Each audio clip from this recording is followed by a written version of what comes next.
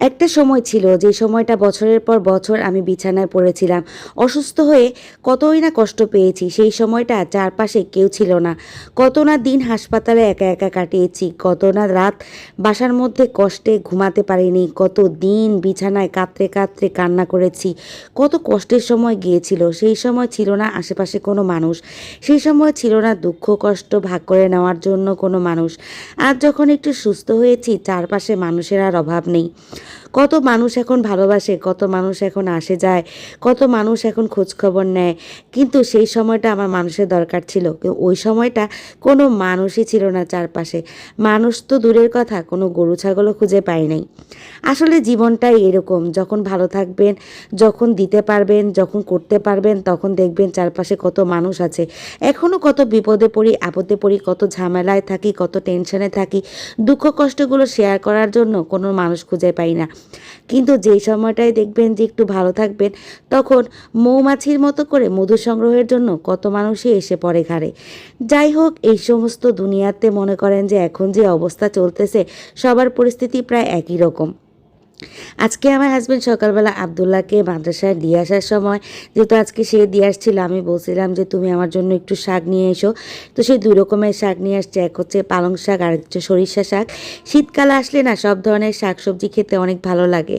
তো এগুলো আর সারাদিন রান্না করতে পারিনি, দুপুরবেলা কোনো রকম একটু রান্না করে খাওয়া হয়েছে। তো এখন হচ্ছে সন্ধ্যার সময় সানির আম্মা আসতে আসতে পরে বলতেছি ঘরটা একটু ঝেড়ে টেড়ে দাও, কারণ ঘরের মধ্যে ময়লা হয়ে থাকলে আমার প্রচুর পরিমাণে ডাস্ট অ্যালার্জি হয়। তো খাটের নিচটি সেগুলো ক্লিন করার পরে আমি রান্না বান্না করতে চলে আসছি। প্রথম হচ্ছে সরিষা শাকগুলো ভাজি করে নিতেছি। এখানে রসুন, শুকনা মরিচ আর পেঁয়াজ দিয়ে ভালো করে ভেজে তারপরে হচ্ছে শাকগুলো দিয়ে দিলাম। এতগুলো শাক মুহূর্তের মধ্যে দেখেন একদম অল্প একটু হয়ে গিয়েছে। তাহলে আমার নিয়ে হাসাহাসি করতেছিল, আপা দেখেন অনেকগুলো শাক হয়েছে। তো ভাজতে ভাজতে মানে ছোট্ট একটা বাটির মধ্যে অল্প একটু শাক হয়ে গিয়েছে। তারপরে হচ্ছে শিং মাছ ভিজিয়ে নিয়েছিলাম, চিন্তা করতেছি পালং শাকগুলো শিং মাছ দিয়ে রান্না করব। তো শিং মাছ হলুদ গুঁড়া লবণ দিয়ে মাখিয়ে নিয়ে ভেজে নিচ্ছি তেলে। কষিয়ে রান্না করলেও ভালো লাগে, কিন্তু যদি একটু ভেজে রান্না করা হয় তখন দেখা যায় মাছের টেস্টটা আর একটু ভিন্ন লাগে বা ভালো লাগে খেতে। কিন্তু এখন মানে যতটুকু সম্ভব, এখন এমনিতেই তো খাবারের মধ্যে তেমন কোনো স্বাদ পাওয়া যায় না, আর হচ্ছে পুষ্টি নেই বললেই চলে। তো কষিয়ে রান্না করলে কিন্তু মাছের পুষ্টিগুণ অনেক বেশি থাকে। আর যতটুকু সম্ভব ভেজে কম খাওয়া যায় ততই ভালো। কিন্তু কি করব, ছোটোবেলা থেকে মাছ ভেজে ভেজে খেয়ে রান্না করে অভ্যাস।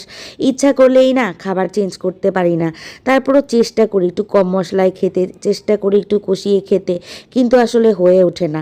তো যাই হোক, পালং শাকগুলো একটু মশলা দিয়ে ভালোভাবে কষিয়ে টিষিয়ে নিয়ে যখন একটু পানি হয়ে উঠেছে, পালং শাকের মধ্যে কিন্তু এমনিতে প্রচুর পরিমাণে পানি থাকে। তারপরে হচ্ছে শিং মাছগুলো দিয়ে দিলাম, দিয়ে খুব বেশি জাল করব না। তো শিং মাছ রান্না করার পরে মনে হচ্ছিল যে একটু ভর্তা করি। সানি আমার গ্রাম থেকে যে শুটকিগুলো নিয়ে আসছিল, চিন্তা করতেছি এগুলো একটু শুটকি ভর্তা করি। তো এইগুলা হচ্ছে যেহেতু হাতে করা শুটকি, একদম ফ্রেশ শুটকি, আর আনার পরে কিন্তু একবারও রান্না করা হয় নাই বা ভর্তা বানানো হয় নাই। তো চিন্তা করলাম যে একটু বানিয়ে নিই। তো শুটকিগুলো টেলে নিয়েছি, একদম লো হিটে দিয়ে আস্তে আস্তে করে টেলে নিয়েছি। শুটকির ঘ্রাণটা একদম অথেন্টিক শুটকির ঘ্রাণ। এখন বাজার থেকে যে ধরনের শুটকিগুলো বিক্রি করে, আগের মতো আর শুটকির ঘ্রাণ পাওয়া যায় না। বিশেষ করে লোটটা শুটকিটা তো আমি এখন আর কোনো ঘ্রাণই খুঁজে পাই না।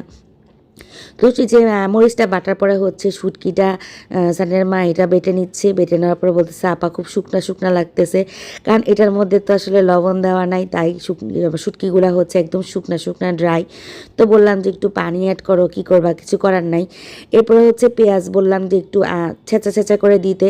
ছেঁচে না, ভর্তার মধ্যে যদি ছেঁচে তারপরে পেঁয়াজ দেওয়া হয়, এটা এত বেশি টেস্ট লাগে। যখন ভাত খাবেন আপনি শুটকি ভর্তা দিয়ে, ওই সময়টা যখন পেঁয়াজটা দাঁতের নিচে পড়ে না, অনেক বেশি ভালো লাগে খেতে।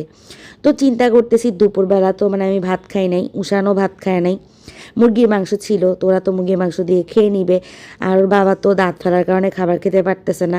আজকের খাবারটা জম্পেশ হয়ে যাবে। তো সব কিছু কেমন লাগলো অবশ্যই জানাবেন। সবাই ভালো থাকবেন। আল্লাহ হাফেজ।